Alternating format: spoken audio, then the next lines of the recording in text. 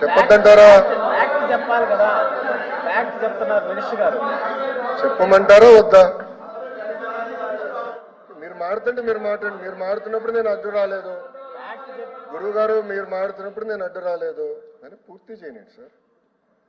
Sir ఇప్పుడు మీరు కూడా ఒక విషయం, మీరు ఇట్ ఈస్ అ ఫ్యాక్ట్. కంపెనీలు రాలే ఆంధ్ర రాష్ట్రానికి, ఇట్ ఈస్ అ ఫ్యాక్ట్.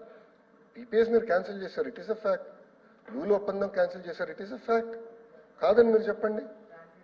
ఇప్పుడు ఫ్రాంక్లిన్ టెంపుల్టన్ లాంటి, మీరు ఒక విషయం చెప్తున్నానండి అధ్యక్ష, మీకు నా పైన కోపం ఉండొచ్చు, నా పైన తీర్చుకోండి, I have no problem. Please let me finish. Please allow me to finish. No please allow me to finish. Andhra రాష్ట్రానికి ఎంత నష్టపోయామో దయచేసి మీరు ఒకసారి గమనించాలి. Please allow me to finish. ఇప్పుడు నేను అడిగేది ఏంటంటే, చాలా స్పష్టంగా 2019 ప్రభుత్వాలు మారిన తర్వాత ఒక ఫార్చ్యూన్ 500 కంపెనీ యజమాని